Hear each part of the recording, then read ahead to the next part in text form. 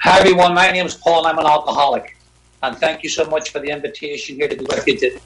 And thank you, Matt, for everything you've done and reaching out to me. It's a great privilege and a great honour to be asked to speak here. And it's one that I don't take lightly, you know. And, you know, we have thousands of people here from all over the world. And someone said to me, hey, Paul, you know, are you not nervous? Or how does this not go to your head? And I said, you know what? Alcoholics Anonymous has a way of keeping you humble. A case in point.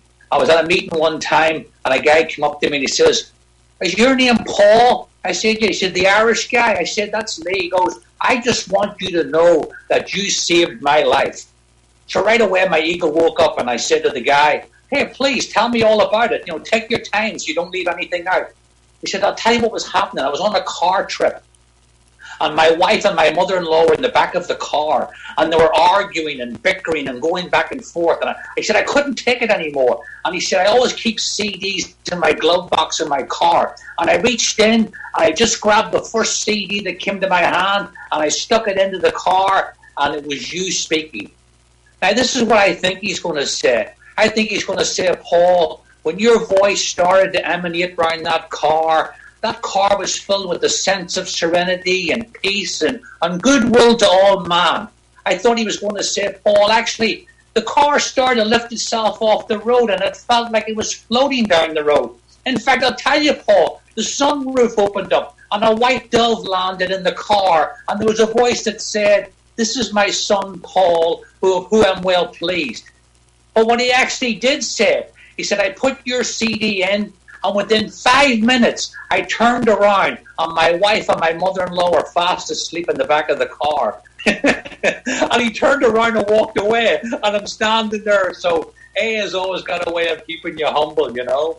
And I mean, it's great to be asked here to speak once, but this is the second time I've been asked here to speak, you know. What an honour. And they had other people lined up to speak this weekend, but they wanted them to experience the full experience, like in the photographs they've been showing, you know, the gatehouse and the hospital and King's School. So they asked those guys and gals to come back next year. So they reached out to some people who had spoken there before. And lucky enough, fortunately, I was one of them. So we're like almost the spiritual reruns, you know. We're like, right now this weekend, we're like the Gilligan's Island of Alcoholics Anonymous, you know. So you've heard me speaking before.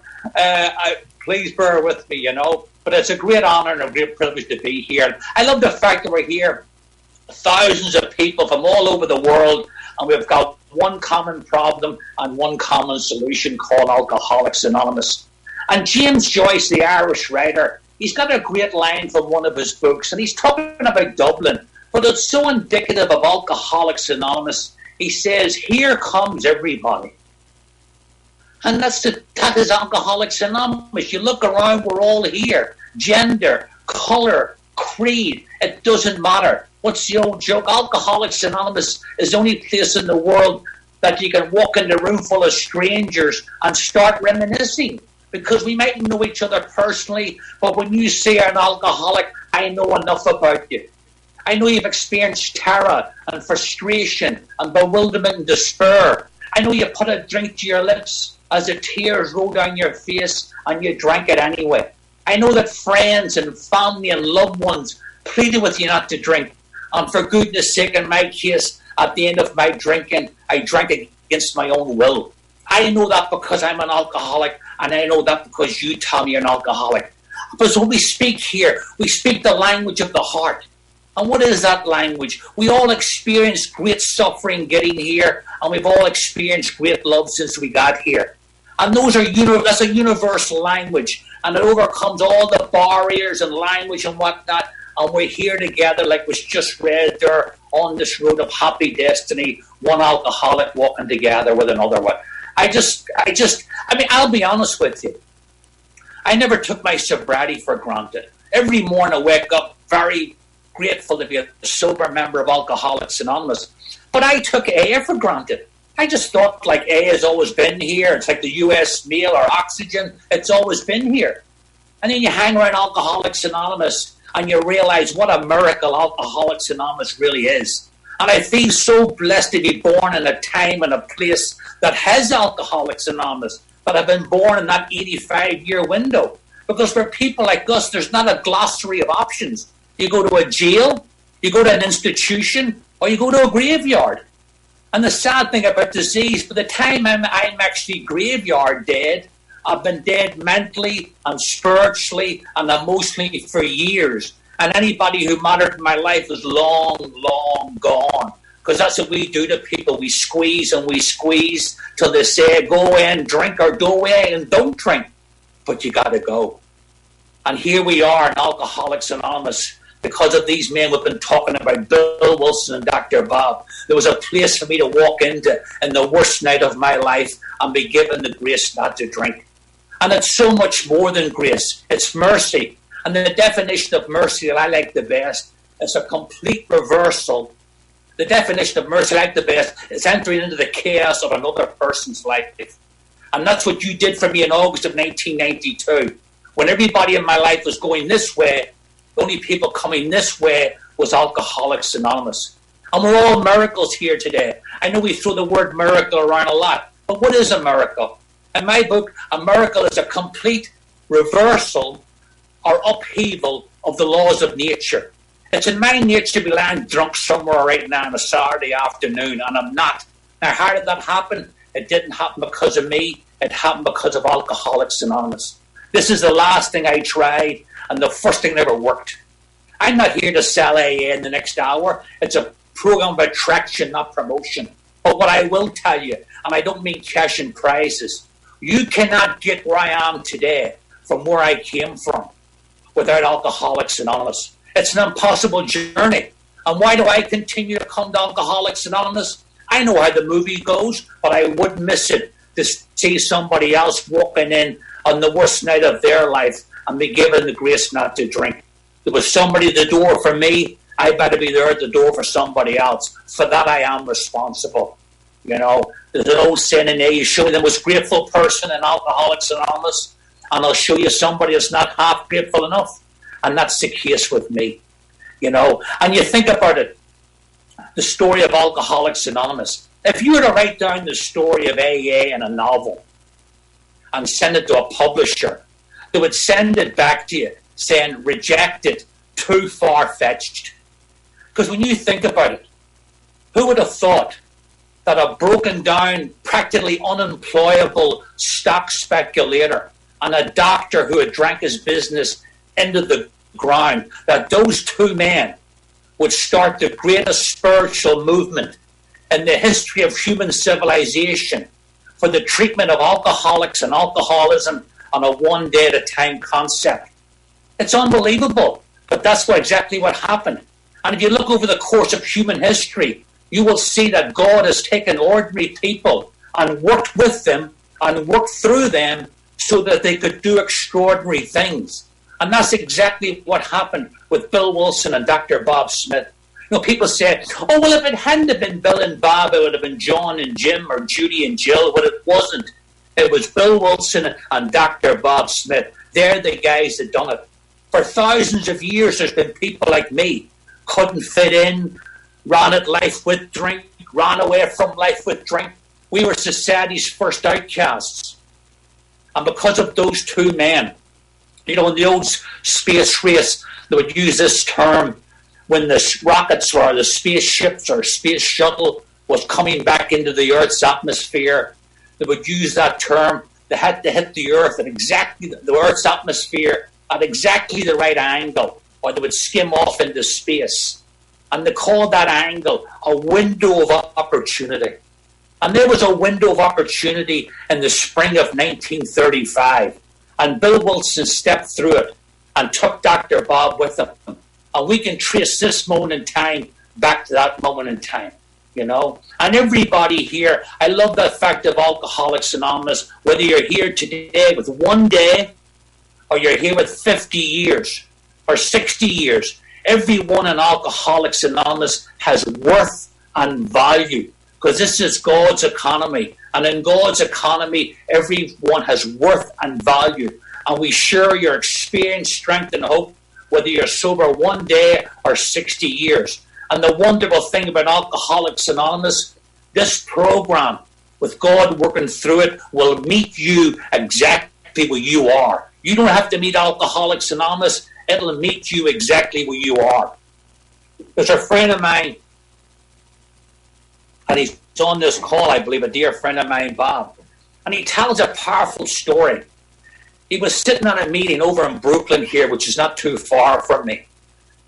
And the meeting was going on about 20 minutes. And lo and behold, this woman came in, and she was visibly drunk.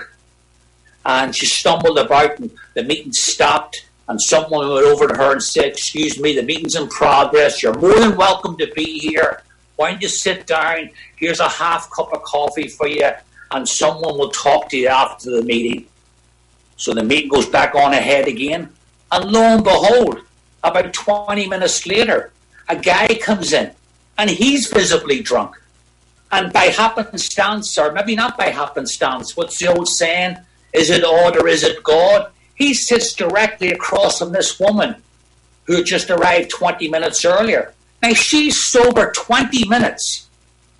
And she gets up and goes and gets him a cup of coffee and comes back and gives him the half cup of coffee and says, "If you sit quietly and drink your coffee, someone will come and talk to you after the meeting."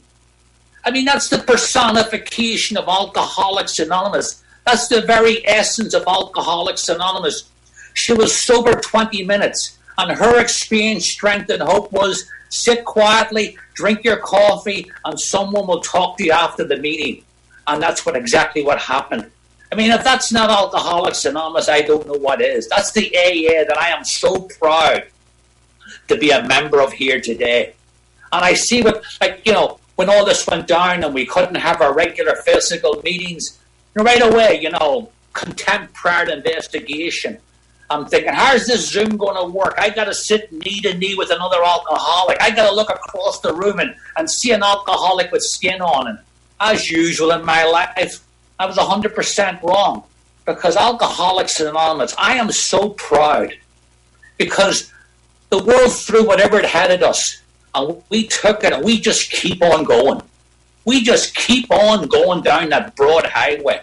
We find some way of making this work. We find some way of carrying this message to the still sick and suffering alcoholic. Whether it be, now we're into a virtual room. There's people getting sober right now who have never even sat in a regular organic type meeting, and they're getting sober.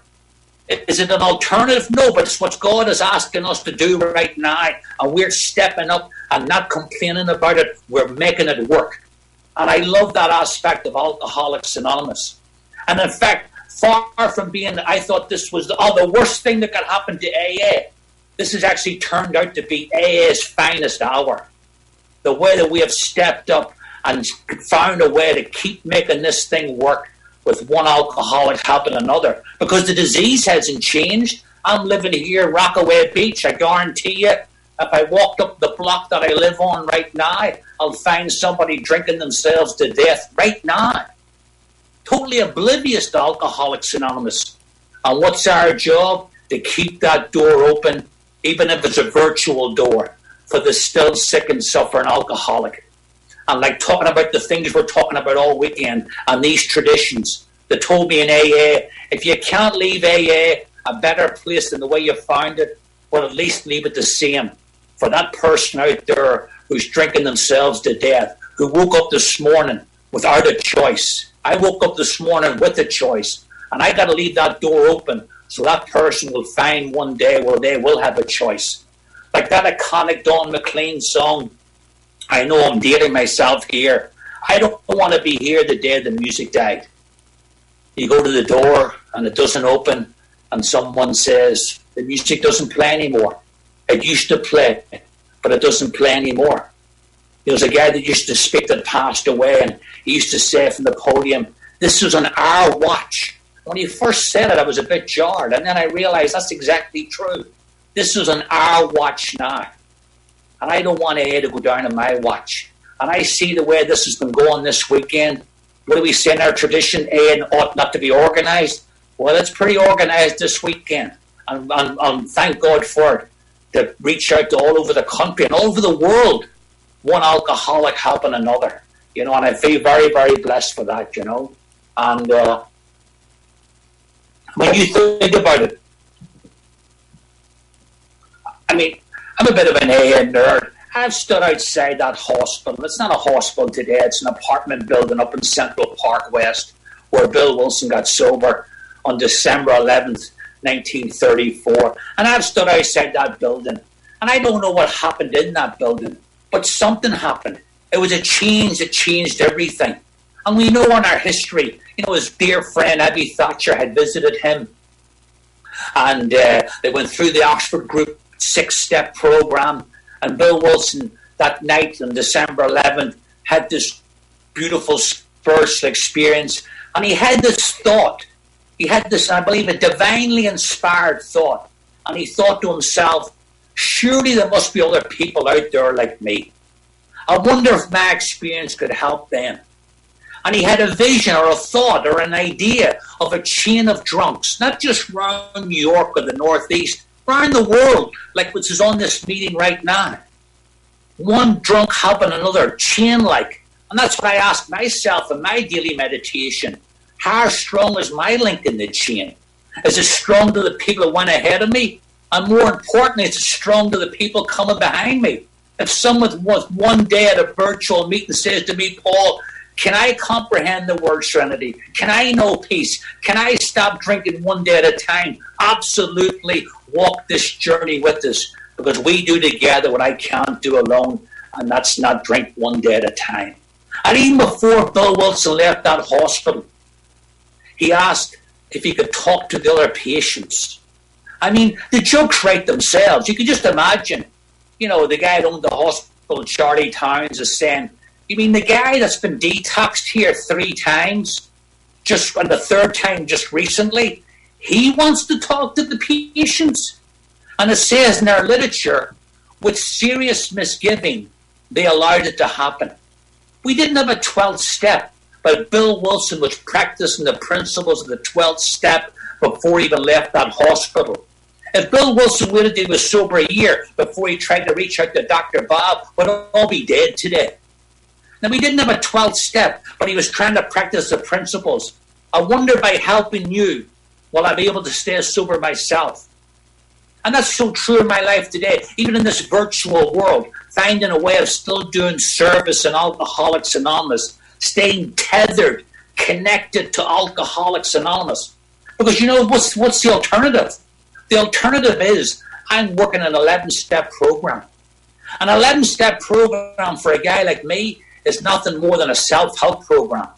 It's a highly evolved self-help program, but it's all about me. That 12th step completes the spiritual circuit. I need you and you need me, and that's okay by me.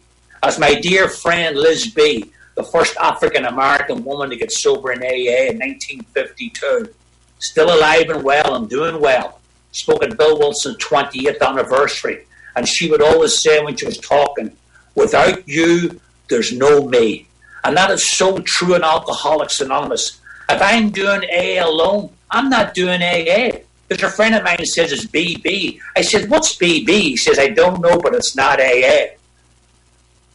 It's hard telling jokes on Zoom, you know what I'm saying? It's like you're not really sure if it's almost like telling jokes in the graveyard at midnight. You're not really sure if anybody's laughing, But that is so true. And Bill Wilson, to his credit, started working with, trying to find other alcoholics to work with.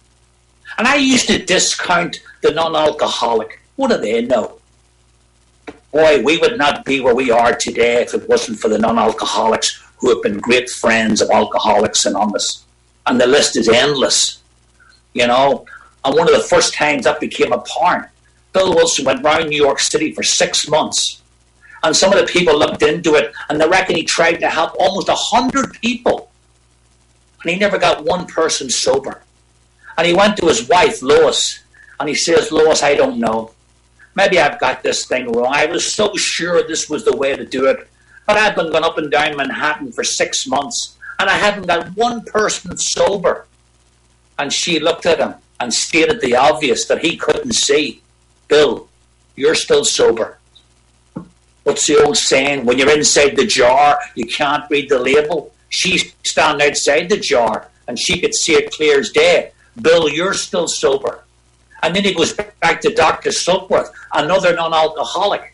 And he says to Dr. Silkworth, and Dr. Silkworth says, Bill, I know you had that beautiful, grand spiritual experience down in that room.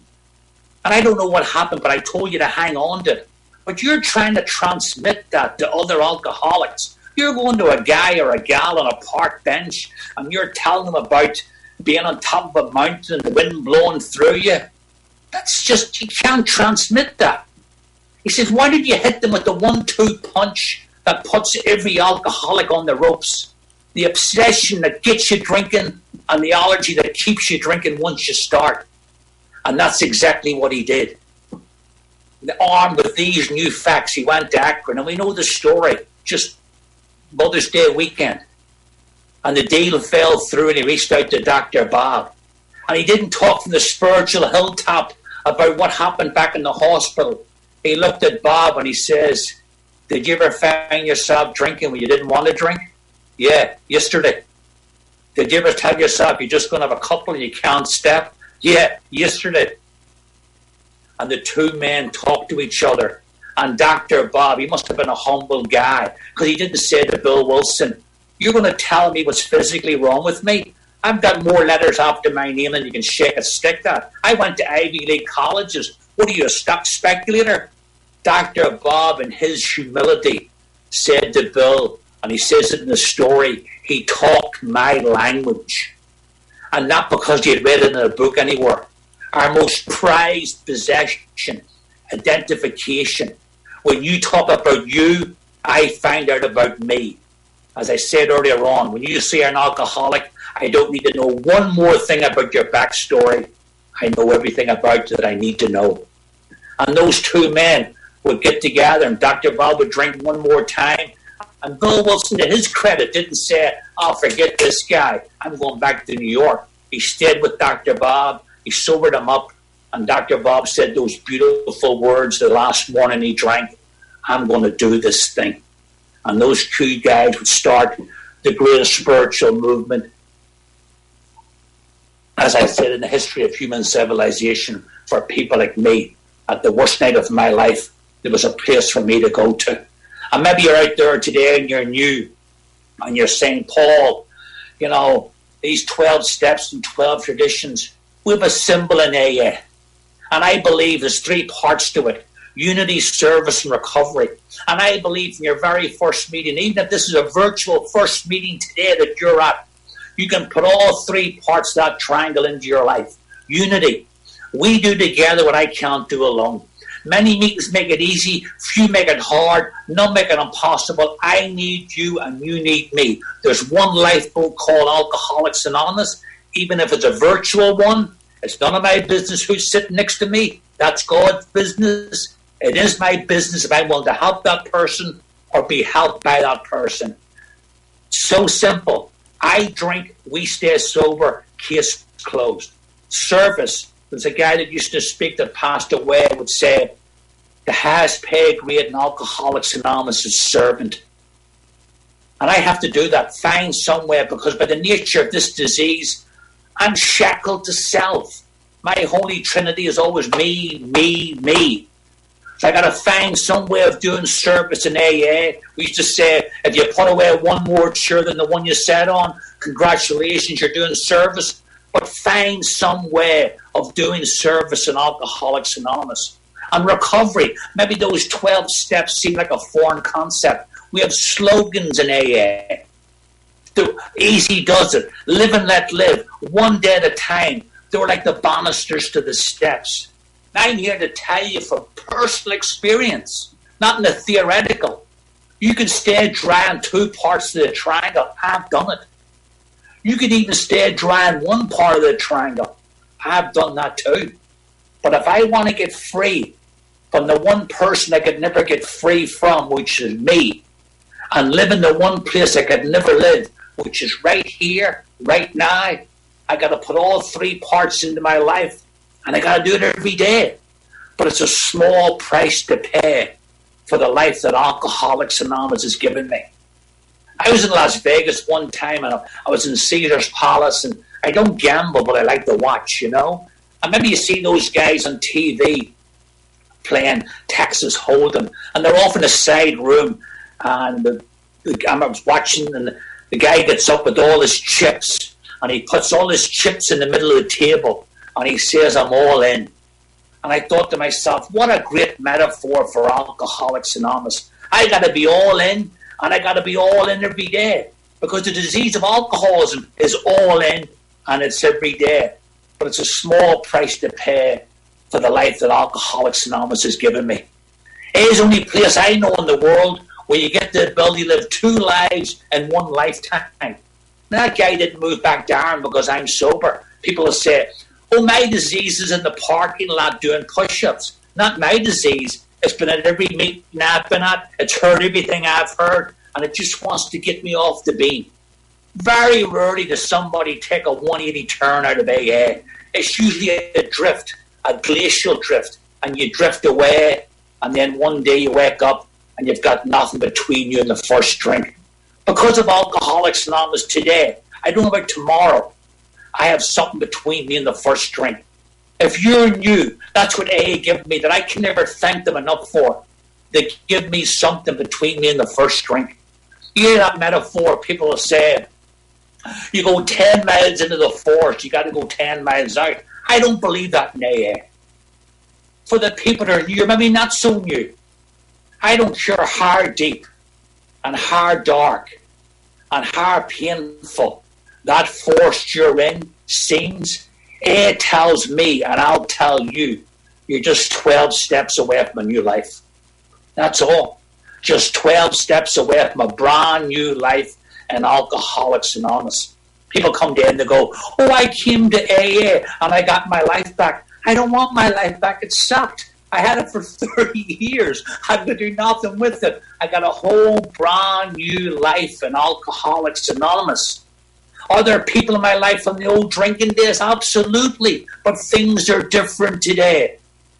Like the movie says, before I was lost on a sea of booze. And if there was any coordinates, there was pain and misery. And every once in a while, I'd wash up on dry land. Alcoholics were great starters, get things going again. But everything was always built on sand. And the first drink would always arrive because I had nothing between me and the first drink. And I would find myself drinking again, washed out to sea with more debris than the last time. Not anymore. People say, "Oh, you're just an arm's length away from a drink." I suppose technically that's true. Right here, right now. I don't know about tomorrow. I'm 12 steps away from a drink. And that's a long way from when I first walked in here. But don't get me wrong. They're not 12 steps up to anything. They're 12 steps down to humility. I seen people drink again in AA that I thought would never drink again. That tells me it's a daily reprieve, not a pardon. And the only way that I coast in AA is downhill. So a friend of mine got drunk after a long time in AA. He said, "You know how you get drunk in AA? You give those steps back 1 step at a time. Take your will back in 3. Become insane in 2. So insane you tell yourself you're not an alcoholic and get drunk on the first step." Today, I don't know about tomorrow, I'm in that safe place to talk about. I'm so glad that I got to Alcoholics Anonymous. And I found out all I ever really needed to know. That my name is Paul and I'm an alcoholic. Because that tells me who I am and what I am and where I am and what I need to be doing. And if I know that, I'm all right. And when I'm all right, everything around me is all right too, even if it's not. What do the Jesuits say? All is good. When I'm okay, all is good. And AA allows me to be okay with myself one day at a time. And I found out, you took me, I walked into Alcoholics Anonymous on August of 1992, and you took me and I found out what my problem was, that I was an alcoholic, that I got a body that won't let me drink and a mind won't let me stop. That one drink is a thirst I can't quench. That when I control my drinking, I don't enjoy it. And when I enjoy my drinking, I can't control it. With your help, I haven't had a drink since August of 1992. One drink today, destination unknown. And you took me from a place of powerlessness and unmanageability through those steps to a place, not where I'm powerful, a place where I've access to power, a spiritual awakening, and what used to be not important is, and the vice versa. And I'm sitting here today. And what's the key to success in Alcoholics Anonymous? The program guarantees you a spiritual awakening. It's been my experience that the key to success in AA is to stay awake. It's so easy to fall asleep in Alcoholics Anonymous, especially when you've been here a while. And just like driving a car, you don't have to be asleep for a long time for something really bad to happen. But today, because of these people, this program, this fellowship, I'm awake and I'm alert and I'm grateful to be a sober member of AA. Now, why am I an alcoholic? I used to get a lot of mental gymnastics, why did I become an alcoholic? Where did I become an alcoholic? When did I become an alcoholic? The old alcoholic conundrum. What came first, the chicken or the keg? A lot of guys that get drunk trying to figure that one out. I just accept the fact that I'm an alcoholic. I mean, if God came down out of the New York sky here this afternoon and told me exactly why I'm an alcoholic, nothing would really change in my life. Hopefully I'd wake up tomorrow morning, say my prayers, reach out and make calls, take calls, go to meetings and so forth. But if I was to speculate, there's been two turning points in my life. The first one was taking a drink of alcohol, and the second one was walking in the meeting of AA. On both times I was looking for the same thing. Carl Jung, that was a great friend of AA, said that alcoholism can be characterized as a low-grade spiritual thirst. And I don't realize that, but I took that first drink, 14 or 15 years of age. The stone came out of the shoe, the knot came out of the stomach. I was able to scratch an itch that I couldn't reach for years. I'm filling in the holes I didn't even know I had. And my life went from black and white to colour in one drink. I bartended the last 5 years drinking, and I bartended the first 12 in AA. Most people drink because what alcohol does to them. I drink because what alcohol does for me. Alcohol does something for me that it doesn't do for a normal or even a heavy drinker. One drink changes how I feel about me, you, and this. And when alcohol does that for me, I'm coming back for more. I don't care what the consequences are. I'm sure you hear at a meeting all the time. You won't have to be in AA very long, and you'll hear a story that goes like this. The first night I drank, I blacked out. I threw up all over the place, and I couldn't wait to do it again. Now, non-alcoholics will say, no, I'm not going to do it again. But we alcoholics nod our heads because we know that alcohol is doing something for us that we cannot do for ourselves. Filling in those holes, taking off those rough edges. I could be everything I think you want me to be. And for a chronic people pleaser with low self-esteem, it was a magic elixir. But it was a Faustian bargain. I made a deal with the devil. Booze will give you a lift. But if you'd have told me, I love that book, the Charles Dickens book, The Christmas Carol, and you have the ghost of the past and the present and the future. When I took that first drink at 15 years of age, if the ghost of my alcoholic future had tapped me on the shoulder and said, I want to show you something. Look in that window. You see that guy drinking around the clock against his own will? You see that guy who has quicksand stretched around him in all directions? You see that guy who's pushed away everybody who mattered in his life? That's you in 15 years. I'd have said, you're out of your mind. You must be thinking about somebody else. But that's exactly what happened. A rapacious creditor? In the Merchant of Venice, Shylock just wanted £1 of flesh, not this disease. It'll take your job, your car, your partner, your spouse, your wife, the shirt off your back. But what it really wants is me 6 feet under. It'll settle for miserable, but what it really wants is death. This is a terminal disease. I mean, I don't know about other terminal diseases, but this disease will kill me stone dead with or without drinking my body. And it's a terrible way to live as an alcoholic, We talk about in AA, we talk about the terrible things that happen to us when we're drinking and the car crashes and people dying in their sleep. We don't talk about because it's hard to measure. George Eliot, the writer, says, it's never too late to live the life you're meant to live. And you know what the life for me would have been? I was drifting through life half drunk, no idea where I'm going or why I'm going there, just drifting along on a sea of booze. And what happens is nobody's seen you for a while, and then one day they kick the door in, and you're lying there dead on the carpet, and your life came and gone. The unlived life. That's the life of an active alcoholic. The unlived life. And because of Alcoholics Anonymous, I went from an unlived life to a life well lived. And it is not too late to live the life you're meant to live before drink took you down a different road. For the people that are new here today, I want to tell you, and I mean this, and I bet my life on this on a daily basis, there's a miracle here with your name on it. Nobody can take it for you, and nobody can take it from you.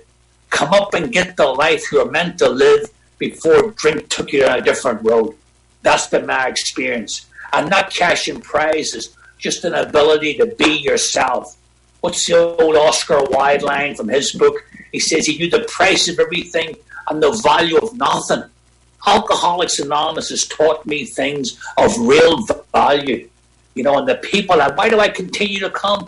The people I've met in AA, some of the greatest people. And I drank myself out of Northern Ireland. There's no coincidence standing in America with an Irish accent. I was a runner, a long-distance runner, always looking for an outside fix for an inside job. And I got to New York, and I just, like Bill Wilson says, I went down the proverbial ski jump. And thank God, Alcoholics Anonymous intervened. I love that fact, you know, the most beautiful words in an AA qualification, and someone's telling their story, and it goes down and down, and then they say the most beautiful words, and then. I know God's coming the next sentence, because there's not a person out there this afternoon, with more than 24 hours that hasn't had an and then moment. And this was mine. I was sitting in an apartment on a terrible drunk. At this stage, I was a periodic alcoholic. Barroom drinking was a memory. I just locked myself in the apartment with as much booze as I could get my hands on. And to use a line from The Godfather, I would just go to the mattresses. And I'm on this terrible drunk, and a note came under the door, and it had two men's telephone numbers on it. And it said what I've been hearing since I was 15. Paul, you're a nice guy, but you drink too much. And I picked up the phone, which is totally alien to my personality. And I called this guy's number, a complete stranger. And he had been praying that I might call. And he came over to my apartment, him and this other guy. And they were from the old South Bronx group. And that group had a mantra: we don't give up on anybody. I'd give up on me, but they didn't give up on me. And they came to my apartment, if you want to call it that. I didn't go to Skid Row, but it looked like Skid Row. And I thought they were going to talk about my drinking. But they didn't. They told story after story of their own drinking. And then that beautiful thing happened, our most prized possession, identification. They talked about them, and I found out about me. And I said to myself, I put my head in my hands, almost like the man in the bed, and I said, I can't live this way anymore. And the guy says, Paul, this is your lucky day, because you don't have to live that way anymore. And I was too sick to get brought to a meeting. But 2 days later, I was strong enough to get put in a car and get brought to my first meeting of Alcoholics Anonymous.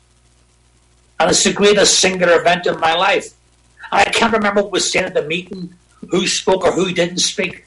But what I do remember is two men coming to me after the meeting, and they shook my hand and looked me straight in the eye. And they told me, Paul, if you want to stop drinking, you're in the right place. And we're not going to tell you that your life will get better, but if you stay here, you'll get better. And I walked out of that meeting that day, and someone met me who had heard it all before, hand on heart, promises, you know, Chris Christopherson Sunday morning coming down, never again, coming out of hospitals after convulsions and seizures, and drunk within 48 hours, and people go, what's with this guy? He just got out of a hospital, he's drinking again. And I said to this person, I think I've found something. I didn't know what it was. I couldn't have articulated or described it. But I know today what it was. It was hope. That's what Alcoholics Anonymous is. It's hope in human form. People get people sober. God works through people. And the spiritual conduit or the spiritual chain that he uses is a fellowship of Alcoholics Anonymous. And I haven't taken a drink from that day to this day. I walked into the meeting one way and I walked out another. The longest I've ever off drink by myself was 6 weeks. And here since August of 1992 with your help. I'm not going to say that, I came into Alcoholics Anonymous and everything was wonderful and I'd walk between the raindrops. Life's hard. That was one of the big lessons I had to learn. Life is hard and life is not fair. And early sobriety, all sobriety can be tough at times. And that roller coaster goes up and that roller coaster goes down. Just don't get off. Stay on. Ride it out. And that's been my experience, And, I remember thought I'd come into AA and put this program into my life. And the big mistake I made, I came into AA and I was doing unity, I was doing service, but I wouldn't do recovery. I wouldn't do the third part of the triangle. Irish, stoic, don't tell nobody nothing. I'm here to tell you, you can fool them at the coffee pot at 7:30 at night, but untreated alcoholism would come to visit me at 2 o'clock in the morning with the couldas and the shouldas and the wouldas. I was carrying 2 hefty bags full of garbage around. I had a sponsor, but I wasn't using them. And I bottomed out. I've been to the jumping off place twice in my life. Once with drink and once with no drink and no program. A different type of pain, but pain nonetheless. And I bottomed out 2.5 years off drink, no program, on the Gowanus Expressway in New York here, a 6-lane highway. And I chased after a guy who cut me off. I jammed him against the guardrail. I'm blocking 3 lanes of traffic. This is 2.5 years off drink with no program. I go back to the car. There's an Asian man shaking behind the wheel. His wife's crying in the passenger seat, and his 3 kids are crying in the back of the car.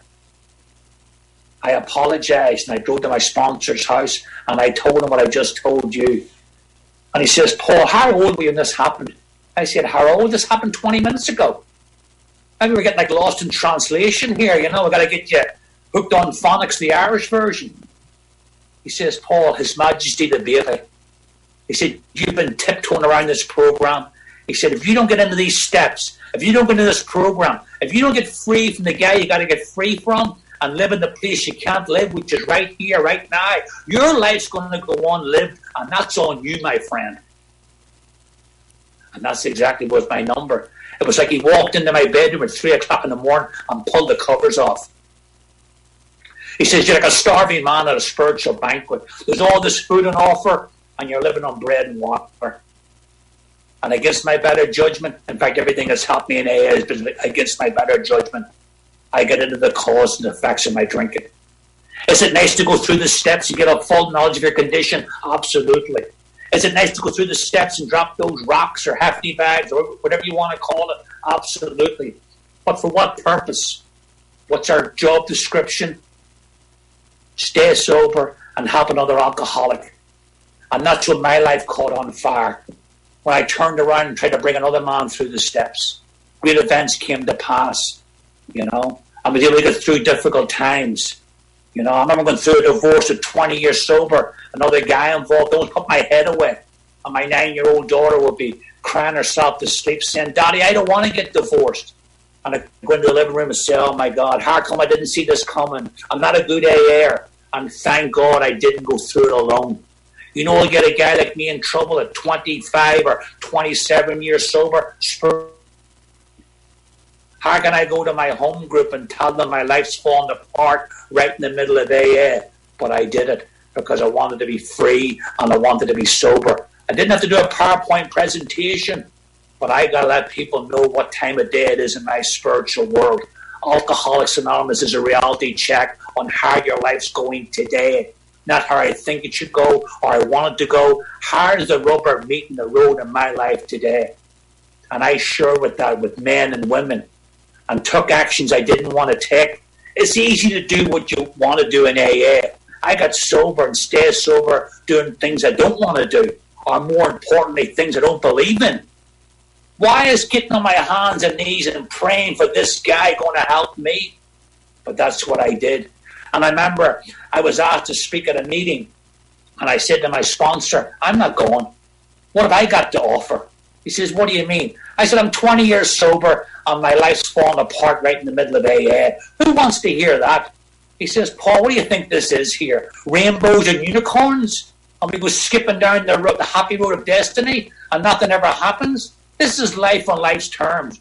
You go to that meeting tonight and you tell them how you're trying to practice these principles in all your affairs, how you're trying to practice these spiritual principles in a situation that seems unspiritual. Why don't you tell them how you're trying to take the high road, even though you don't want to take the high road? And that's what I did. And it wasn't pretty. But that's life on life's terms. And Alcoholics Anonymous. I'm not looking for the escape hatch anymore. I'm living life on life's terms. And I love what Dr. Bob says in his story. He talks about he had his drinking privileges and God had to take them away. I love that fact. I'm like that too. I don't, somebody, oh, Paul, a new type of vodka come out, doesn't give you a hangover. I could care less. I had my drinking privileges and I abused them so badly. Just like Dr. Bob said in his story that God had to intervene. I look at a bottle of booze today, I might as well have a skull and crossbones on it. It's not for me. If you can drink, our hats are off to you. For me, this is the easier, softer way. And for me, it's not about the early days. It's about the last days. And when I think of the last days of my drinking, just like Bill Wilson and his story, it's always November.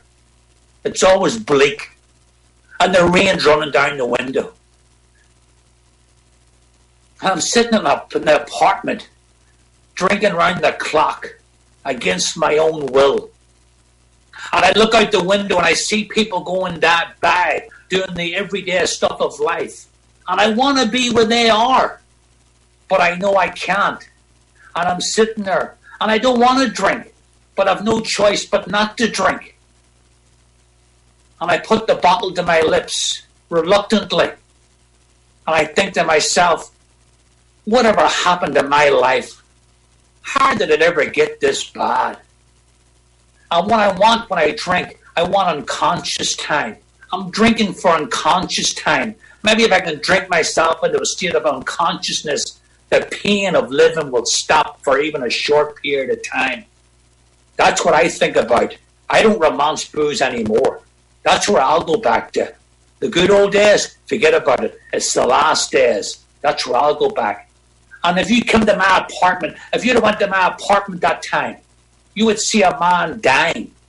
You would see a man dying before your very eyes. But if you came to my apartment this morning, you will see a man living. And I'm not saying a perfect life. You come to my apartment, you're not going to see perfection, so go next door. But you'll see life on life's terms. You'll see life and family, and things are going on, and I got remarried, and I got a beautiful 2-year-old daughter. I know what you're thinking. You don't need to check your camera. I don't look old enough to have a 2-year-old daughter. I get that all the time. But you come here today, you won't see perfection, but you'll see life on life's terms. Many times, I dropped the ball many times. The words are going across the living room, and I'm trying to put them back in my mouth. And thank God for the program Alcoholics Anonymous, that I can always start over. Is it nice to have the pause button when agitated? Yes. But thank God for the reset button, where I can start my day over. I'll tell you something that happened in this apartment the very morning. My beautiful daughter Dahlia's climbing all over me, and the dog is coming over with his toy, and he's dropped in front of me. And I'm getting annoyed. I'm living up in my head, thinking about what I'm going to say today at 1:30. And I pushed the dog out of the way. I said, Hercules, go on out of the road. And I pushed him out of the way. And you could see his body language. And he cowered away. And he slinked and walked off. And immediately the belly barometer went off. And I said to myself, oh my God, what did I talk to the dog that way for? And he's a rescue dog. We found him on the beach here. So what do?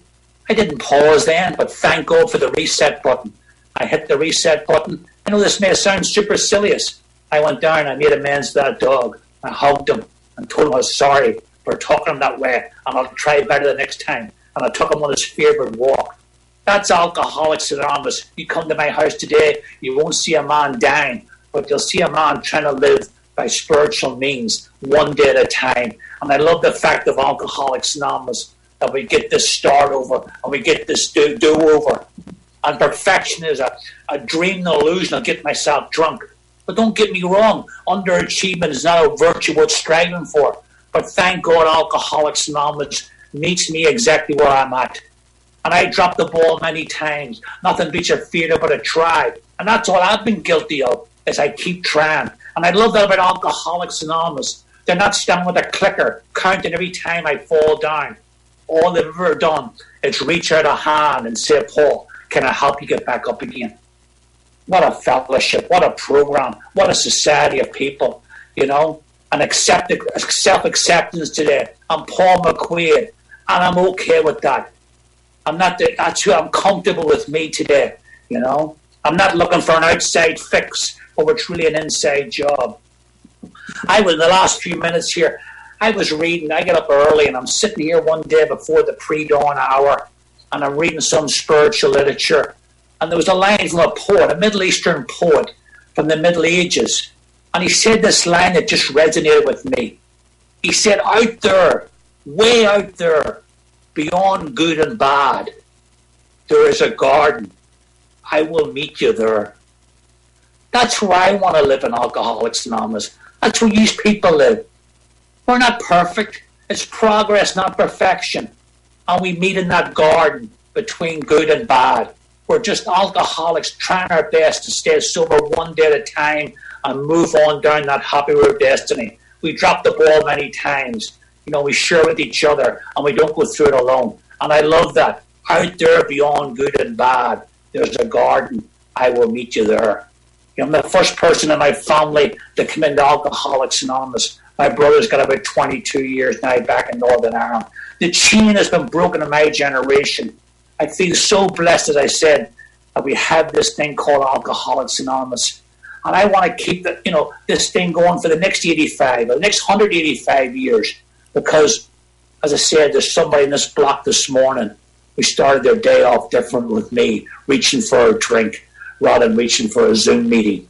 You know, and I want to sum up with a couple of words that just sums up how I feel about you and how I feel about Alcoholics Anonymous.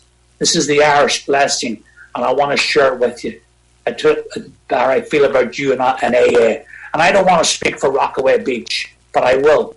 I hope it's this talk that I give, wherever you are in the world today, it finds you safe and sober, and hopefully before too long, we'll be sitting knee to knee, elbow to elbow again. But the Irish blessing goes like this. May the road rise to meet you. May the wind be always at your back. May the sun shine warm upon your face, and the rains fall soft upon your fields. And until we meet again, may God hold you in the palm of his hand. Thank you so much, everyone. It's been a privilege to speak with you. Thank you, Matt. That's all I'll say. All right. Thank you, Paul, very much. That was great. Fantastic. Thank all of you for being here and being a part of our virtual Founders Day. I know it's different. We're looking forward to next year seeing everybody in person again. But thank goodness that we were able to do this and you're all able to get together, whether it's virtual or not. So if you all help me close this meeting with the Lord's Prayer, the next meeting will be at 2:45. Our Father, who art in heaven, hallowed be thy name. Thy kingdom come, thy will be done, on earth as it is in heaven. Give us this day our daily bread, and forgive us our trespasses, as we forgive those who trespass against us. And lead us not into temptation, but deliver us from evil. For thine is the kingdom, the power, and the glory forever and ever. Amen.